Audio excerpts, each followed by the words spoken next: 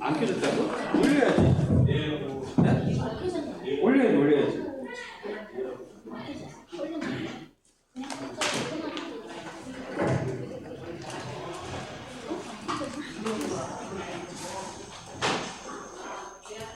안 켜졌다고요? 아, 저기서. 배터리가 없네.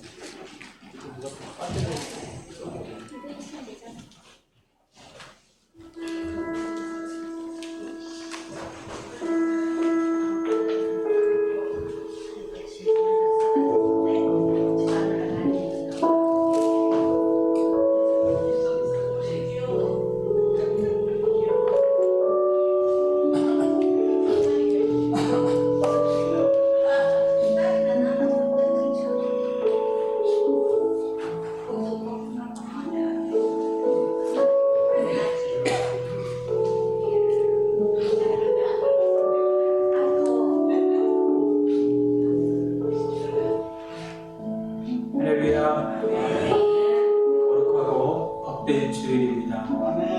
올해 세 번째 주일 시간 우리가 하나님 앞에 온전히 예배드리며 나아갈 때 하나님께서 이 시간을 복되게 하시고 또 우리 삶 가운데 크신 은혜를 베풀어 주실 줄 믿습니다.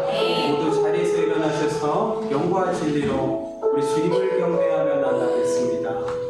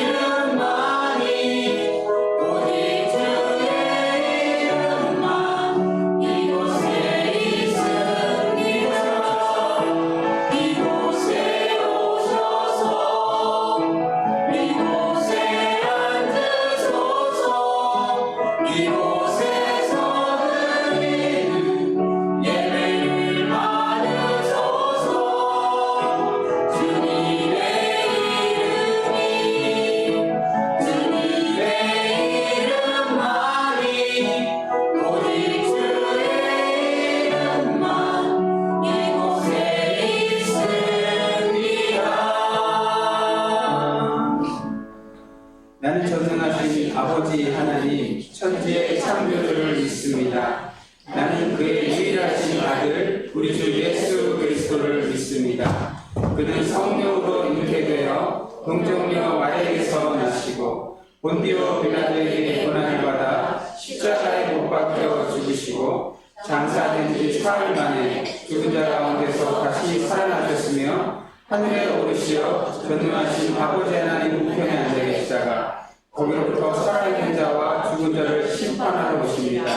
나는 성령을 믿으며 거룩한 공교회와 성도의 교제와 죄를 용서받는 것과 오늘 부활과 영생을 믿습니다. 아멘.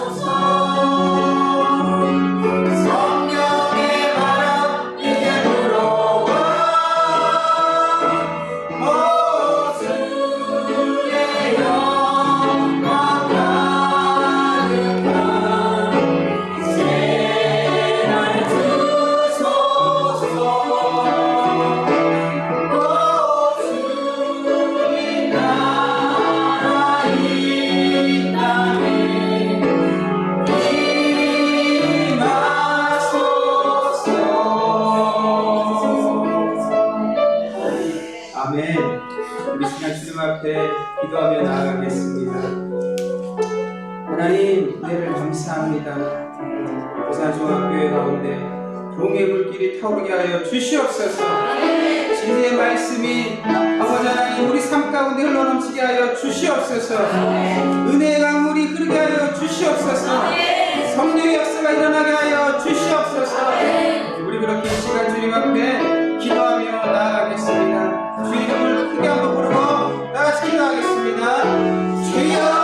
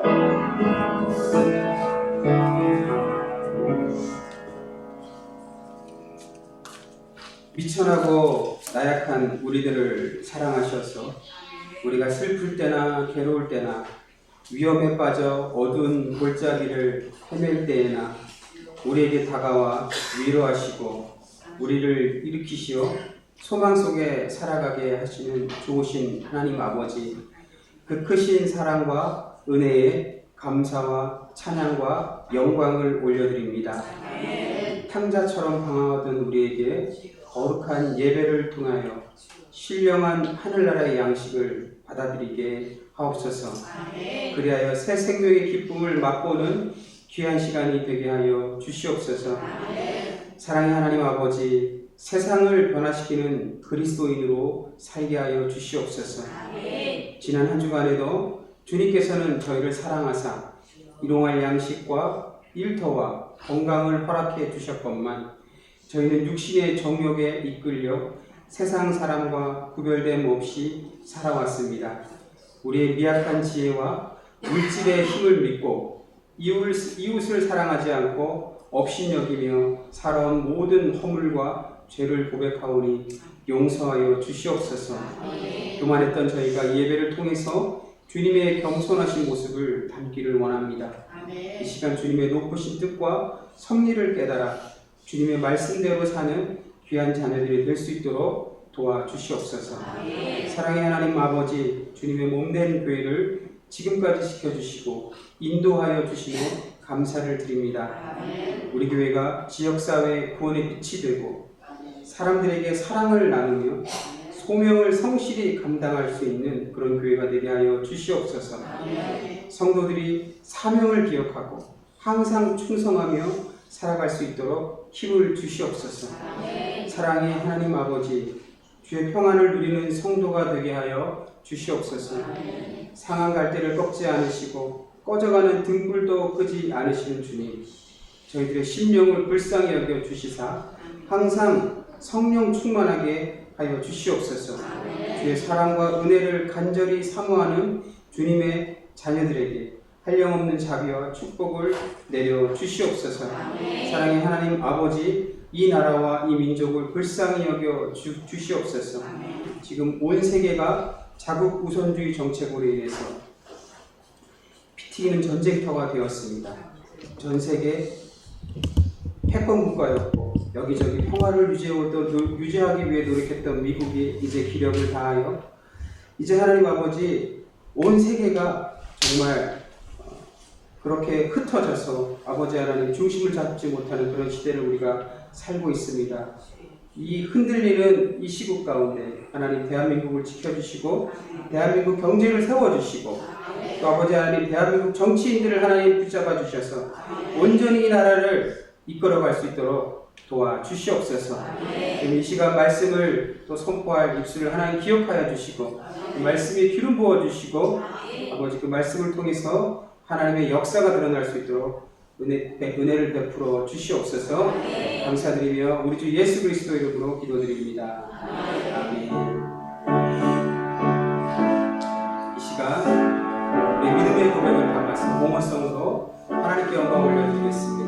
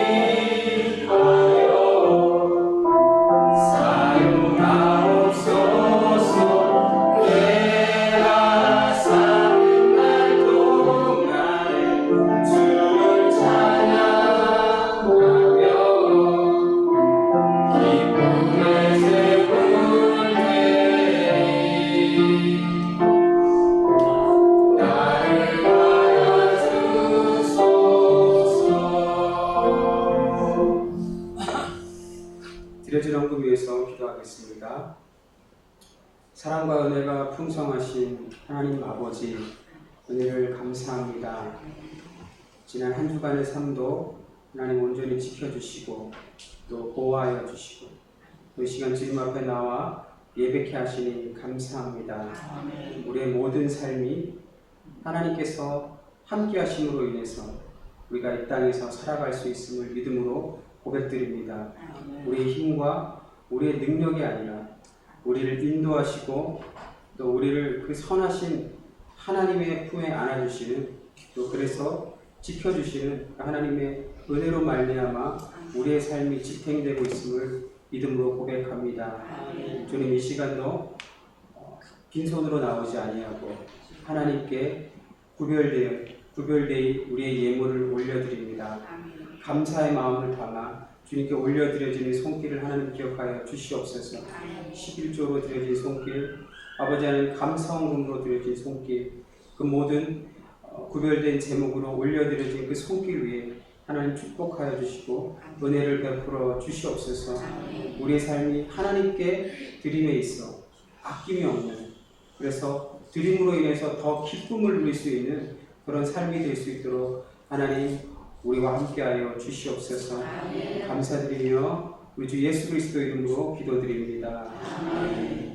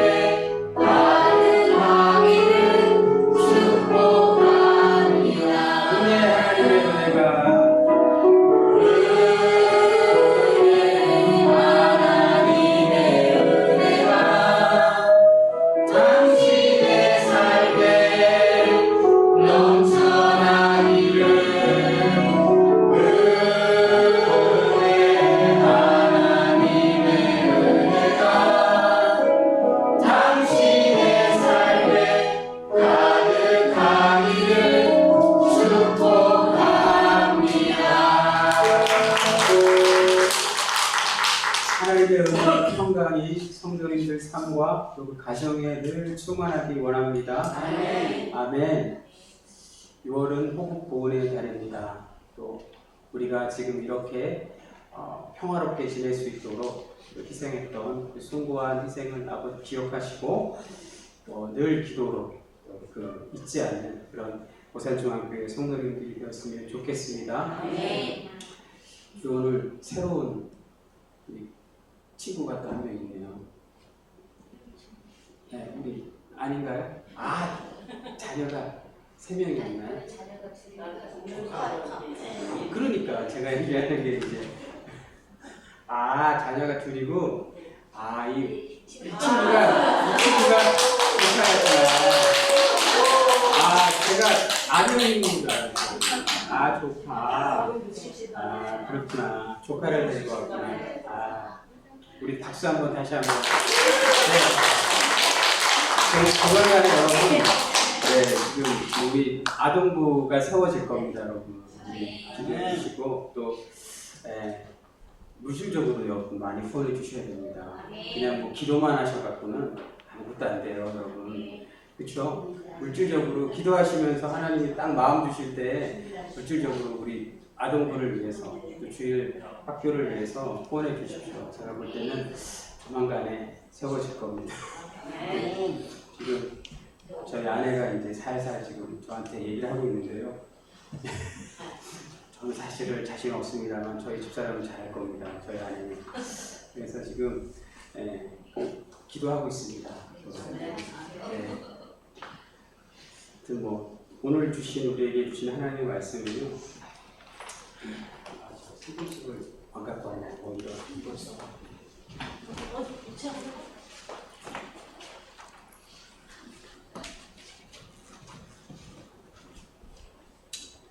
약간 좀 모자란 것 같아요. 그죠? 치수하고 했습니다. 오늘 우리에게 주신 하나님의 말씀은요. 사무엘상 14장 36절에서 46절까지의 말씀입니다. 사무엘상 4장 36절에서 46절까지의 말씀입니다. 제가 교독해 드리겠습니다. 사울이 이르되 우리가 밤에 블레셋 사람들을 추격하여 동틀 때까지 그들 중에서 탈취하여 한 사람도 남기지 말자. 우리가 이르되 왕의 생각에 좋을 대로 하소서 할 때에 제사장이 이르되 이리로 와서 하나님께로 나아가시다 하매 사울이 하나님께 묻자오되 내가 블레셋 사람들을 추격하리이까 주께서 그들을 이스라엘의 손에 넘기시겠나이까 하되 그날에 대답하지 아니하시는지라. 사울이 이르되 너희 군대의 지휘관들아 다 이리로 오라. 오늘 이 죄가 누구에게 있나 알아보자. 이스라엘을 구원하신 여호와께서 살아계심을 두고 맹세하노니 내 아들 요나단에게 있다 할지라도 반드시 죽으리라 하되 모든 백성 중 한 사람도 대답하지 아니하매 이에 그가 온 이스라엘에게 이르되 너희는 저쪽에 있으라. 나와 내 아들 요나단은 이쪽에 있으리라. 백성이 사울에게 말하되 왕의 생각이 좋을 대로 하소서 하니라. 이에 사울이 이스라엘의 하나님 여호와께 아뢰되 원하건대 실상을 보이소서 하였더니 요나단과 사울이 뽑히고 백성은 면한지라. 사울이 이르되 나와 내 아들 요나단 사이에 뽑으라 하였더니 요나단이 뽑히니라. 사울이 요나단에게 이르되 내가 행한 것을 내게 말하라. 요나단이 말하여 이르되 내가 다만 내 손에 가진 지팡이 끝으로 꿀을 조금 맛보 왔을 뿐이오나 내가 죽을 수밖에 없나이다. 사울이 이르되 요나단아 내가 반드시 죽으리라. 그렇지 않으면 하나님이 내게 벌을 내리시고 또 내리시기를 원하노라 하니 백성이 사울에게 말하되 이스라엘의 이 큰 구원을 이룬 요나단이 죽겠나이까. 결단코 그렇지 아니하니이다. 여호와의 살아계심을 두고 맹세하옵나니 그의 머리털 하나도 땅에 떨어지지 아니할 것은 그가 오늘 하나님과 동역하였음이니이다 하여 백성이 요나단을 구원하여 죽지 않게 하니라. 사울이 블레셋 사람을 추격하기를 그치고 올라가매 블레셋 사람들이 자기 곳으로 돌아가니라. 아멘. 기도하겠습니다.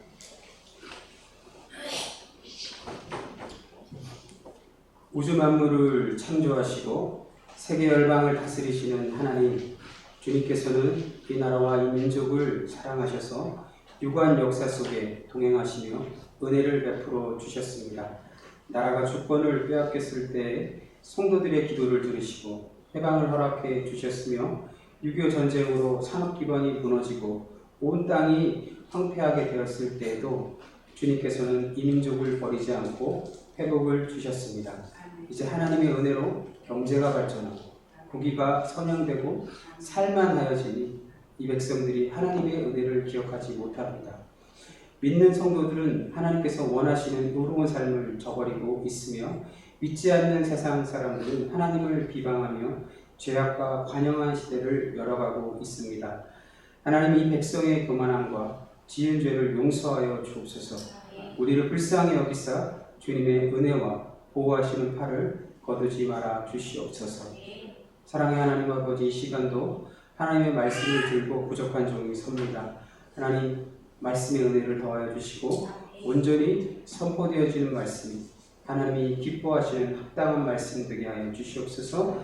감사합니다. 예수님의 이름으로 기도드립니다.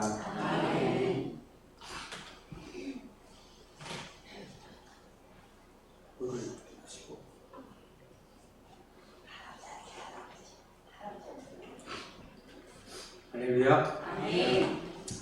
오늘은 우리가 사무엘상 14장의 말씀을 배워볼 차례인데요. 제목은 하나님과 상관없는 삶이라는 제목으로 여러분 하나님의 말씀을 나누겠습니다.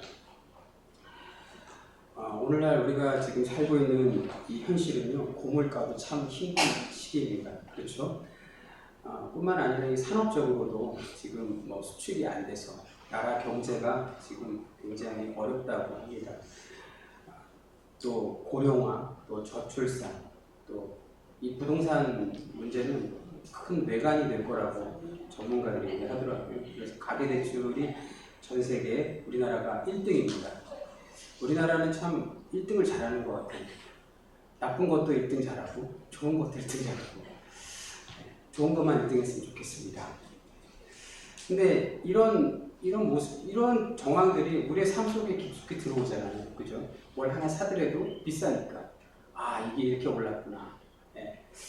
그러니까 지금 그런 어려운 삶에 우리가 지금 살아가고 있는데, 믿음의 사람은 여러분, 현실에 지배당하지 않습니다. 현실을 보지 않습니다. 믿음으로 또 이 모든 어려움들을 잘 극복할 수 있기를 주님의 이름으로 축원드립니다. 최근 2030 세대들 가운데 인기가 아주 급상승 중인 스포츠가 있는데요. 여러분 뭔지 아세요? 골프입니다. 네. 골프는 2030 세대랑은 잘 어울리지 않는 그런 스포츠죠. 네. 왜냐하면 돈이 많이 들어가잖아요. 골프 쳐봤니? 손을 들고 있네. 골프 쳐보신 분들도 있으실 것 같은데요. 네, 저는 안 쳐봤습니다. 근데 물론 이제 일부 사람들의 이야기이긴 하지만 골프를 지금 2030 세대들이 즐긴다고 해요. 좀 우리가 의정부 쪽에 있다 보니까 그런 걸 잘 이제 직접적으로 경험하지 못하는데 저쪽 서울 중심권에 있는 2030 MZ 세대들 중에 지금 골프가 아주 크게 이제 돌풍이라고 해요. 골프를 치려고 그러면 골프 용품도 비싸지만 또 차도 걸맞는 차를 끌고 다녀야 되잖아요. 그러니까 우스갯소리로 B자 들어가는 차는 이제 취급도 안 해준답니다. 최소한 P자는 들어가야 포르쉐 정도는 돼야지 인정을 해준대요. 그러면 그거 하나 리스하려 그러면 얼마인 줄 아세요? 월 리스료가 200이 넘습니다. 근데 한 400 벌어가지고 200 리스료 내고 유지비 쓰고, 그럼 이제 그 골프 쓰는데 최소한 300 이상을 쓰는 거예요. 100만 원 갖고 뭐 하겠어요? 저축하고 굶겠습니까? 밥도 먹어야 되고. 그렇게 사는 사람이 막 흥청망청 쓸 거 아니에요. 그러면 월급을 받아도 항상 적자예요. 그럼 어떻게 하겠어요? 마이너스 대출. 마통을 이제 마이너스 대출 받아서, 마이너스 대출 받는 거죠. 그렇게 좀 신용이 좋으면 막 1억 이렇게 해준단 말이에요. 그러면 막 쓰는 거예요. 자기 돈인 것처럼. 그러니까 일부 세대들의 이야기, 일부의 이야기이긴 하지만 사실 그들이 이제 우리나라 20년 후의 미래를 이렇게 바쳐야 될 그런 사람들이라고 생각한다면 암울한 거죠. 그러니까 2022년 골드만삭스, 미국에 이제 큰 대은행이 있습니다. 골드만삭스라는 은행에서 전 세계의 국가를 대상으로 어느 나라가 제일 많이 그 명품을 소비했는가 그런 조사를 했대요. 근데 그 조사에서 명품 1등이 누군지 아세요? 어느 나라인 줄 아세요? 우리나라입니다. 우리나라는 1등을 잘해요. 네, 여러분 우리 학생들 1등 하길 바랍니다. 열심히 공부하면 할 수 있어요. 네. 열심히 공부 안 하기 때문에 1등 못 하는 거죠. 1등 해달라고 기도만 하고 공부 안 하고 그러지 마시고 공부 열심히 해서 1등도 하고 그랬으면 좋겠습니다. 그러니까 이렇게 2030 세대들이 이렇게 이렇게 골프를 치고 이렇게 사치를 하는 이유가 있어요, 여러분. 어떤 전문가 이런 얘기를 하더라고요. 그냥 이런 현상은 어떤 대한민국 사람들이 사실은 허세 기질이 저도 좀 있고요. 허세적 기질이 있습니다. 허세적 기질과 또 이제 인스타그램이 결합해서 만들어진 현상이다. 이렇게 진단을 하더라고요. 여러분 인스타그램을 모르시는 분 반, 아는 사람 반 그런 것 같아요. 우리 교회는요. 그러니까 인스타그램 별거 없습니다, 여러분. 거기다가 내가 찍은 사진을 올리는 거예요. 그러니까 처음에는 음식 사진으로 시작하죠. 여러분 음식 사진 찍으시는 분들 많더라고요. 우리 애들도 어떻게 가면 음식들 찍어요. 먹으라고 있는 건데 그걸 왜 찍는지는 모르겠는데 찍어서 그냥 내 사진과 내 그냥 앨범에 있는 게 아니라 그걸 올리는 거죠. 만들어 놓은 방에다 올리는 거예요. 카톡을 여러분 하시면 카카오톡 다 아시죠? 카카오톡은 어떻습니까, 여러분? 내가 정해놓은 사람들끼리 주고받는 거잖아요. 근데 인스타그램은 그렇지 않습니다. 내가 사진을 올리면 다 볼 수 있어요. 심지어는 이 사람들이 그것 때문에 더 그러는 것 같아요. 옛날에 나를 알았던 사람들이 다 들어와서 볼 수 있는 거예요. 학교 동창이 될 수도 있고 심지어는 옛날에 내 연인이 될 수도 있고. 그러니까 나랑 헤어졌는데 내가 초라하게 사는 모습을 보여주고 싶지는 않잖아요. 그죠? 좀 이렇게 과장되고 포장된 난 잘 살고 있어 이런 모습을 보여주고 싶을 거 아닙니까, 여러분? 그게 이제 젊은이들 간에 인스타그램이 확산되면서 그런 현상들이 많이 일어나는 거예요. 그래서 골프장에 여러분 왜 가는 거예요? 골프 치러 가는 게 아니라 사진 찍으러 가는 거예요. 그래서 사진 찍어야 인스타그램에 올리니까.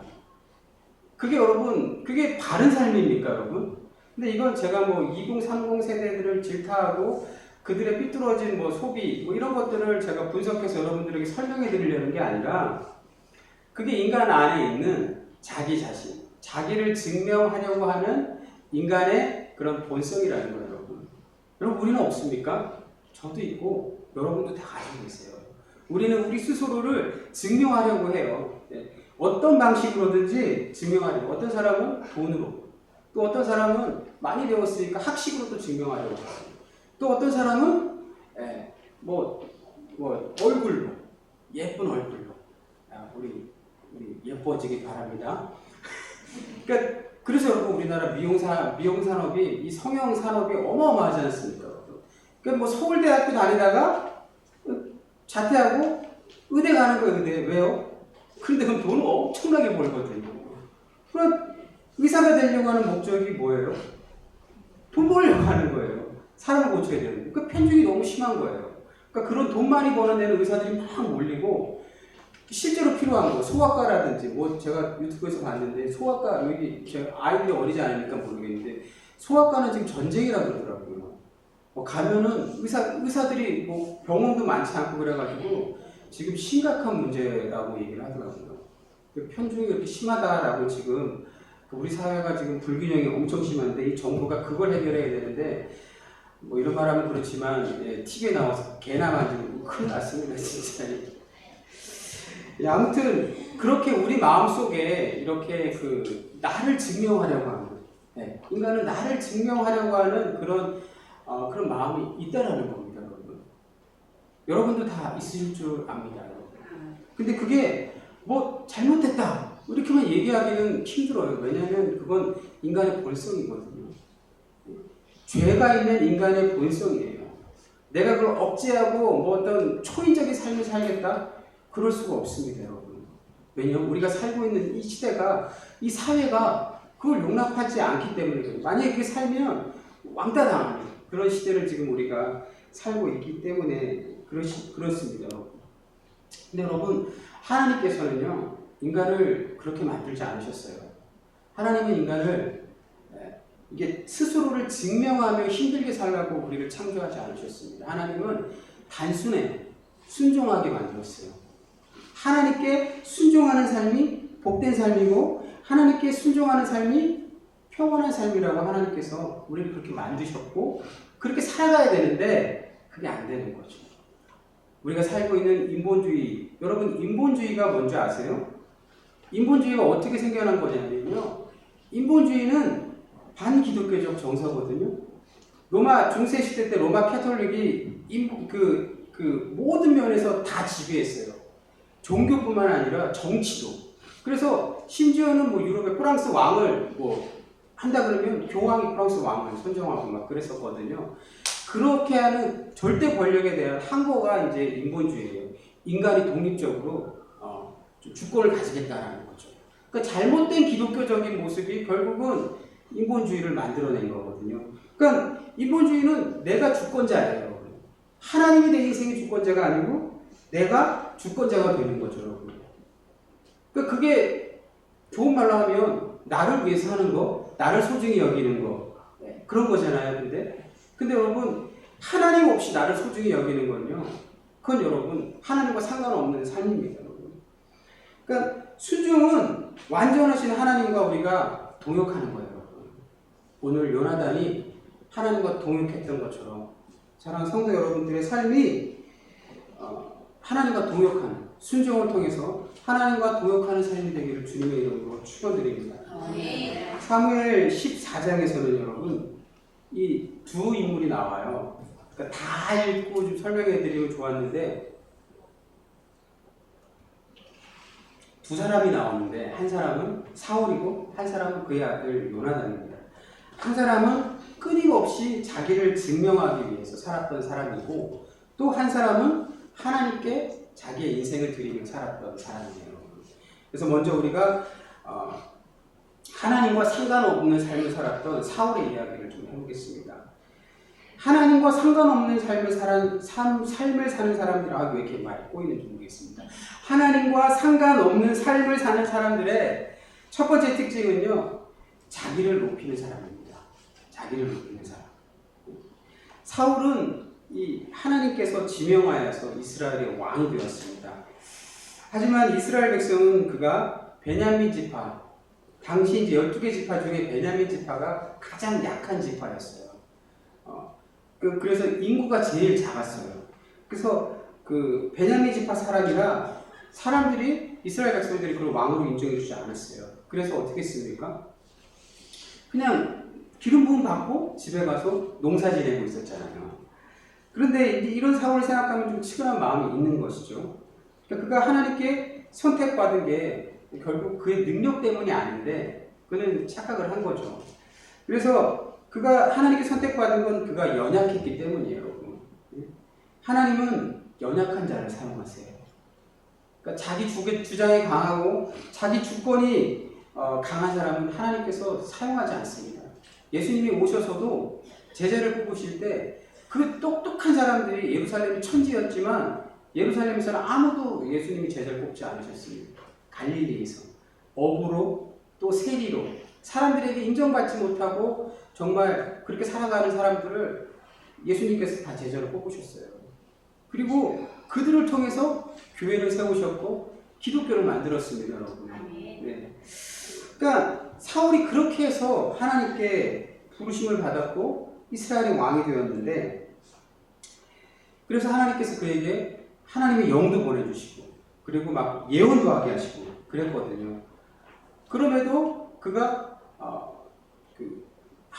이스라엘의 왕으로서 여전히 아무런 그런 영향력을 행사하지 못하고 있을 그때에 암몬의 왕 나하스가 길르앗 야베스를 침공합니다. 그래서 길르앗 야베스 사람들의 도움을 요청하게 되고, 우리가 다 배웠죠? 우리가 지나온 시간들을 통해서 다 배운 이야기입니다. 그래서 암몬과 전쟁을 벌이게 되었고 거기서 승리를 하게 되었죠. 사울이 그 전쟁에 백성을 불러 모았는데 무려 33만 명이 모였어요. 33만 명 엄청난 겁니다, 여러분. 지금 뭐 우리나라의 최고의 가수 BTS가 공연을 해도 많이 모여야 7만, 그죠? 아닌가요? 혹시 여기 BTS 팬 있어요? 7만, 많이 모여야 10만이에요, 여러분. 33만이면 당시 사회 속에서 어마어마한 그 사람들이죠. 그때같이 많은 사람들이 몰려들었고, 그래서 그 전쟁에서 승리를 하게 되었습니다. 여러분, 무엇 때문에 이긴 거예요? 사람이 숫자 때문에 이긴 겁니까? 그럼 뭐예요? 몰라요? 하나님께서 승리하게 하신 거죠, 여러분. 그렇게 이제 그 전쟁의 승리로 인해서 그가 이스라엘의 왕이 되었지 않습니까? 모든 이스라엘 백성이 인정해주는 왕이 되었습니다. 그리고 2년이 지났습니다, 여러분. 2년이 지나고 이제 블레셋과 전쟁을 치르게 된 거예요. 그게 지난번 설교 때 13장의 이야기 아니겠습니까? 도대체 이 2년 동안 사울에게 무슨 일이 있었던 걸까요, 여러분? 사울은 그렇게 원래 처음에는 겸손한 사람이었어요. 하나님께서 그를 지명할 때도, 그를 불러서 왕으로 세울 때도 그가 겸손했기 때문에 하나님이 그를 왕으로 세운 거예요. 그냥 잘생겼고 키 크고 그냥 그래서 하나님이 그를 세운 게 아니잖아요. 그렇죠? 분명히 왕으로 세울 만한 자격이 되었기 때문에 하나님이 그를 왕으로 세웠는데 그가 2년 동안 도대체 무슨 일이 있었는지 사람이 확 달라진 거예요. 180도. 네. 그래서 그 2년 동안 아마도 왕으로서 그 전까지 누리지 못했던 그런 권세와 그런 모든 맛을 봤을 거 아니에요.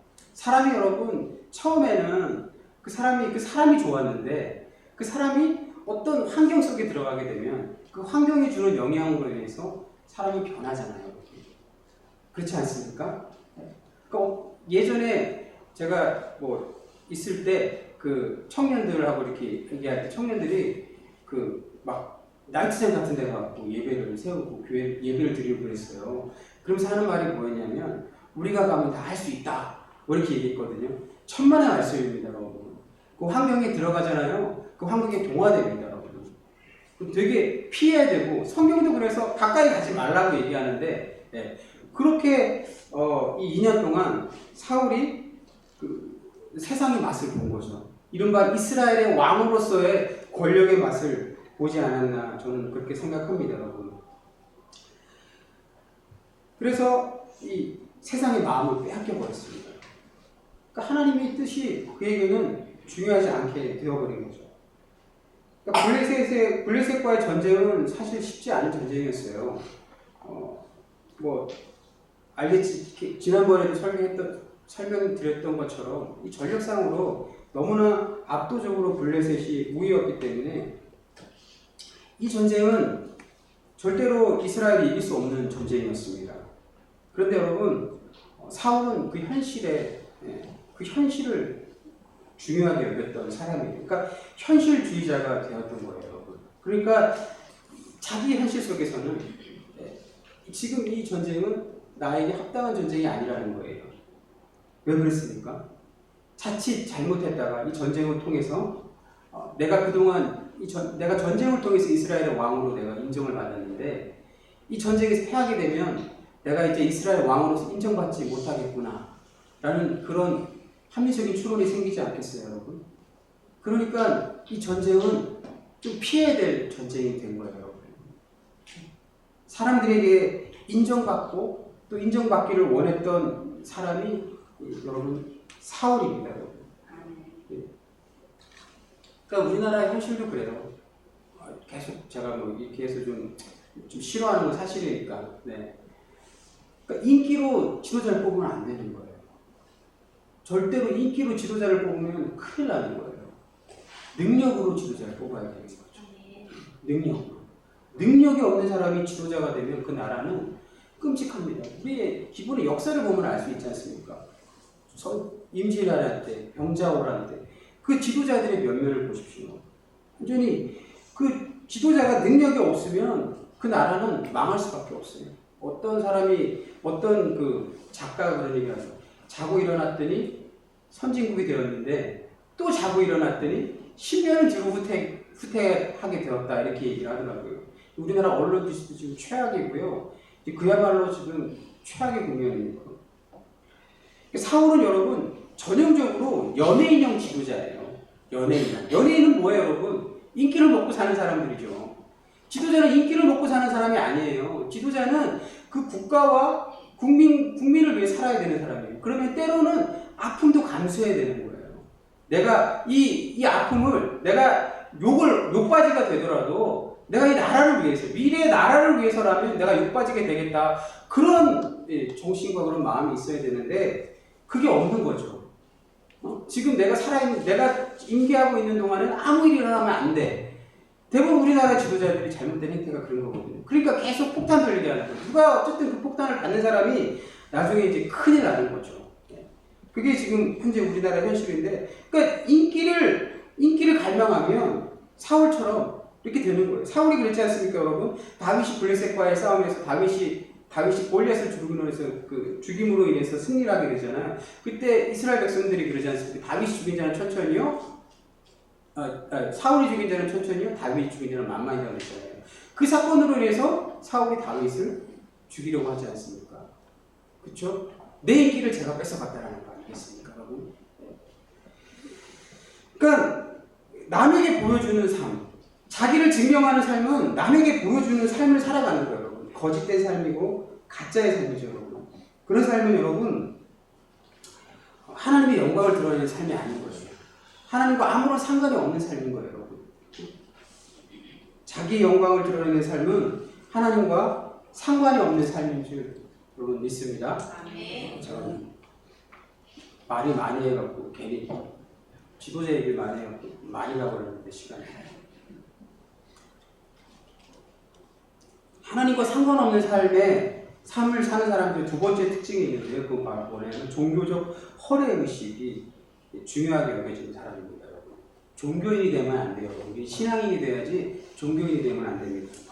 그러니까 지금 이 사울의 옆에 누가 있냐면 여러분 제사장 아히야가 있습니다. 아히야가 누구냐면 36절에 보면 이제 그 요나단이 이제 전쟁을 시작해갖고 하나님이 그 전쟁에 역사하셔서 블레셋이 참패하게 됩니다. 그래서 막 도망가게 되죠. 그러니까 사울이 쫓아가서 전쟁에 도망가 후퇴하고 있는 저 블레셋을 치라고 진멸하라고 사울이 명령을 내립니다. 그때 이 사울의 옆에 제사장이 있었어요. 36절에 보면 그 제사장이 잠깐 스톱하고 하나님께 뜻을 묻자고 제안을 하게 됩니다.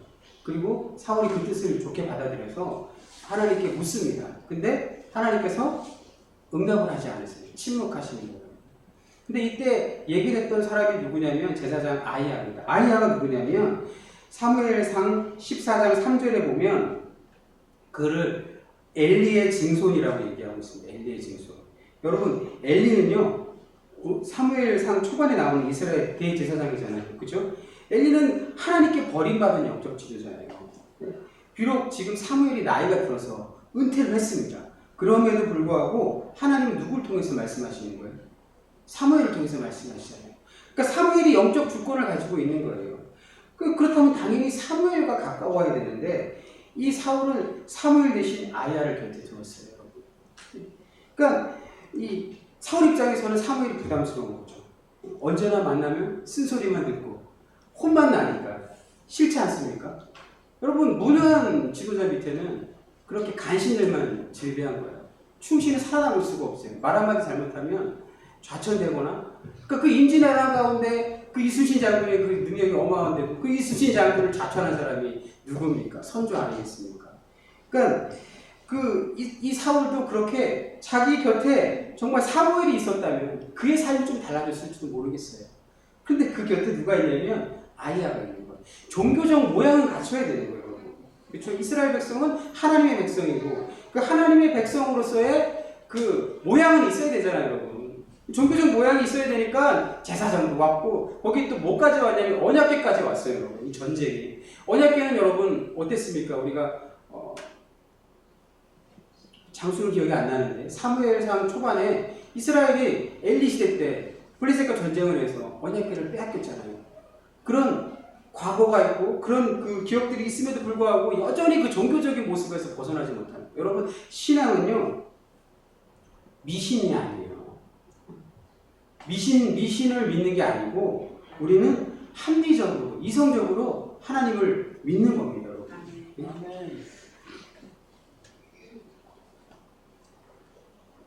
그렇게 여러분 이 사울 곁에 아히야가 이렇게 있었던 거예요. 그러니까 이게 지금 이 사람 옆에 우리 주변에 누가 있는가? 여러분 한번 돌아보십시오. 내 주변에 어떤 사람이 나와 함께하고 있는가? 그 여러분 우리 인생을 내 삶이 세상에 보여주는 거예요. 여러분 하나님의 말씀에 충만하고 또 하나님과 늘 동행하는 삶이 여러분들 곁에 있기를 주님의 이름으로 축원드립니다. 이제 하나님께 순종하는 사람의 그 첫 번째 특징을 말씀드리겠습니다. 하나님께 이 사울에 반대되는 사람이죠. 하나님께 순종하는 사람의 특징은요, 하나님께 삶을 드리는 사람이에요, 여러분. 사울이 하나님과 상관없는 삶을 보여주었다면 그의 아들 요나단은 반대로 살아계신 하나님을 증명했어요. 나를 증명하면 그건 위선이고, 하나님을 증명하면 여러분 그건 하나님의 역사를 일으켜내는 거예요.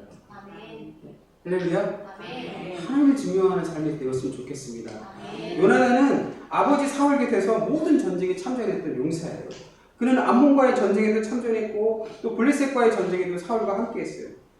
그러나 그의 시선 속의 이 전쟁은요, 아버지와 달랐어요. 사울은 자기의 것을 잃을까봐 또 조심하고 또 조심해서 전쟁을 일으키지 않았지만, 요나단은 그렇지 않았어요. 이 전쟁은 하나님이 주신 전쟁이었고 하나님께서 가져다 줄 전쟁이라고 그는 믿음으로 이 전쟁을 바라보았습니다. 그러니까 아버지의 태도가 전혀 이해가 되지 않아요. 그래서 사무엘상 14장 1절에서 그가 이렇게 얘기합니다. 하루는 사울의 아들 요나단이 자기 무기를 든 소년에게 이르되 우리가 건너편 블레셋 사람들의 부대로 건너가자 하고 그의 아버지에게 아뢰지 아니하였더라. 아버지에게 말 안 한 거예요.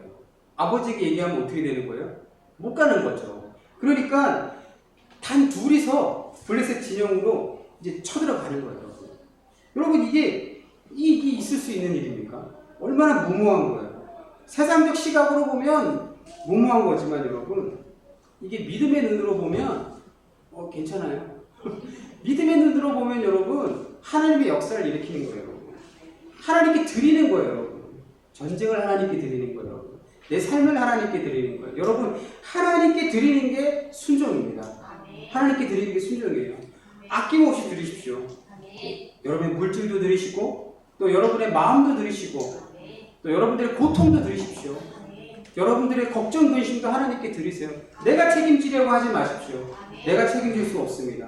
하나님의 백성은 하나님과 동역하는 자들이에요.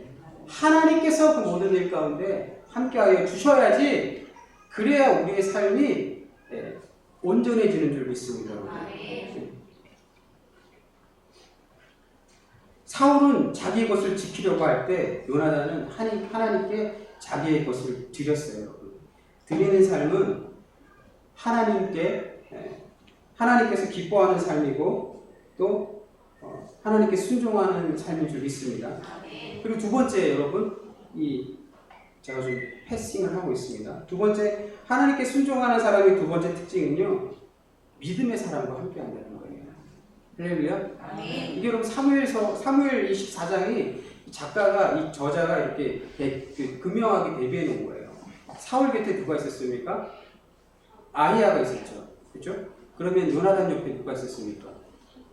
이름 모를 수행원이 있었던 거예요.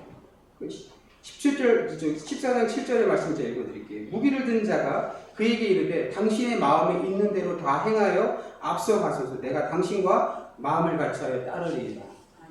할렐루야. 그러니까 여러분, 하나님께 드리는 삶을 사는 사람들은요, 그 사람 주변에 이런 사람이 있을 수밖에 없는 거예요. 이렇지 않은 사람은 곁에 있을 수가 없어요. 그러니까 사람은 끼리끼리 모인다 그러잖아요. 끼리끼리 모일 수밖에 없습니다. 생각이 다르고 뜻이 다른 사람들끼리는 결코 같이 할 수 없습니다. 사랑하는 성도 여러분, 하나님은 오늘도 하나님과 동역할 동역자를 찾으시는 줄 믿습니다. 하나님은 믿음으로 나아가는 하나님의 백성을 지금도 찾고 계시는 거예요. 이름 없어도 상관이 없습니다. 그의 삶이 하나님을 기쁘게 하는 삶이라면, 하나님께 드리는 삶이라면 하나님은 그 삶을 통해서 역사하실 거예요. 우리가 믿음의 발걸음을 한 걸음 뛸 때 하나님의 역사가 시작되는 거예요. 할렐루야. 하나님과 상관없는 삶이 아니라 하나님과 상관 있는 삶을 살아갈 수 있는 고산중학교 성도님들이 되기를 주님의 이름으로 축원드립니다. 더 남았는데 끝내겠습니다. 기도드리겠습니다. 하나님 아버지 은혜를 감사합니다. 오늘 사울과 요나단의 이야기를 통해서 우리가 어떤 삶을 살아야 될지에 대해서 하나님 배웠습니다. 하나님, 우리의 현실은 암담하고 또 그래서 우리 마음 가운데 불편하고 또 걱정과 근심이 가득합니다. 그러나 하나님은 오늘 우리에게 말씀하십니다. 믿음의 눈으로 그 모든 것을 바라보라 말씀하십니다. 믿음의 눈이 아니고서는 우리의 삶이 하나님께 나아갈 수 없음을 고백합니다. 하나님, 어려운 현실 가운데 낭망하고 좌절하기보다는 그 현실 뒤에 하나님이 예비하시고 준비해 놓으신 그 하나님의 넓고 큰 그 원대한 계획을 깨달을 수 있는 믿음의 눈을 하나님 우리에게 허락하여 주시옵소서. 감사합니다. 예수님의 이름으로 기도드립니다. 아멘. 우리 모두 자리에서 일어나셔서 주를 위한 이곳에 찬양드리며 나아가겠습니다.